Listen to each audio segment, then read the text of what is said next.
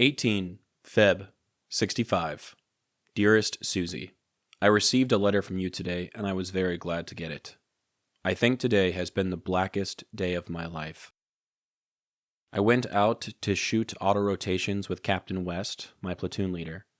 I tried to show him a good straight in autorotation, and I crashed. I am afraid that the helicopter was totaled, and I guess we are lucky to be alive. But I am probably finished as an IP. I got your tape yesterday, and I really got a kick out of the boys. Things are about the same over here, although I guess this is the worst I have ever felt since I started flying. Please excuse this short letter. I can't seem to get my mind on writing tonight, but I love you very much, and I need you, especially right now. All my love, Bill. This letter is unlike any of the others we've seen so far. Popi has written about exhaustion, stress, and even moments of fear, but this time his words carry something different: self-doubt. The phrase he uses to describe the day is striking: the blackest day of my life. Considering that he has already faced enemy fire, high-risk missions, and the constant uncertainty of war, this statement carries a heavy weight. Something about this crash cut deeper than anything he had experienced before. As a pilot, Popi knew the risks of flying, especially in Vietnam, where helicopters were constantly under strain, heavy loads, unpredictable terrain, and relentless combat conditions. But this wasn't a crash in combat. This was a training exercise, a controlled maneuver meant to demonstrate skill and precision, and yet it ended in disaster. He doesn't dwell on the physical damage, though we can assume the helicopter was a total loss, since he writes, "I'm afraid that the helicopter was totaled, and I guess we are lucky to be alive." Instead, what truly weighs on him is what this means for his role. Popi was an instructor pilot, responsible for training other aviators, and his fear isn't just about the accident, it's about what it might cost him. I'm probably finished as an IP. That sentence alone tells us how much his identity as a pilot and teacher mattered to him. It wasn't just a title, it was something he took pride in. If his leadership no longer trusted him to train others, what did that say about his abilities? What did that say about him? His confidence, something so crucial to a pilot, seemed shaken for the first time. Popi has been through combat, through dangerous troop lifts, through long days and nights with little rest. He has written about exhaustion, about restrictions and alert status, about wishing the war would stay quiet for the next 7 months. But this is different. His letter is short, almost hesitant, as if he can't bring himself to say more. Even when things were difficult before, his letters always contained details, updates, and observations, but now it's as if he's struggling to find the words. It's telling that this is the first time we see him truly rattled. Combat was dangerous, but it was also expected. There was an understanding that enemy fire was part of the job.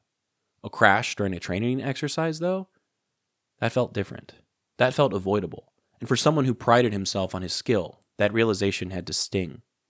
He writes, "I guess this is the worst I ever have felt since I started flying."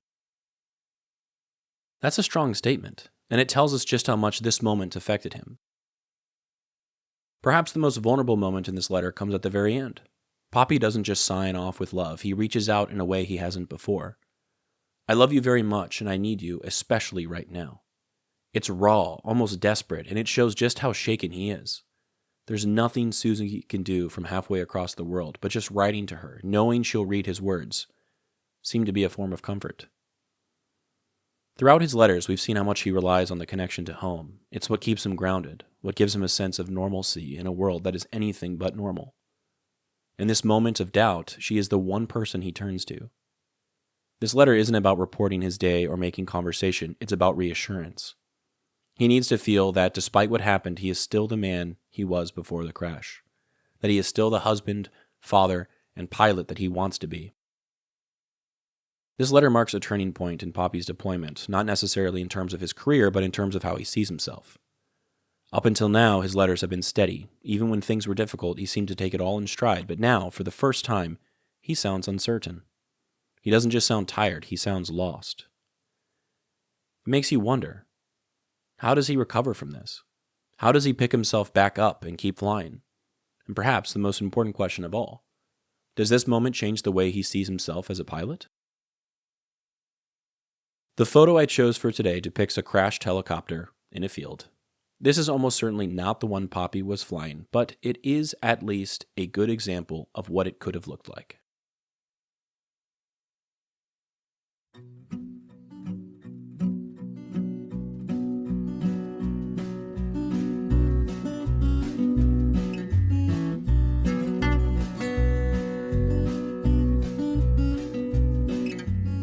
I'm Alex Lowy, and I hope you have enjoyed listening to this episode of Dearest Suzie, and receiving messages from the past that my Popi wrote exactly 60 years ago.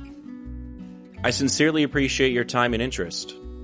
Please consider following the podcast on your preferred platform, and if you're enjoying it, I kindly ask that you take the time to rate the show and leave a review.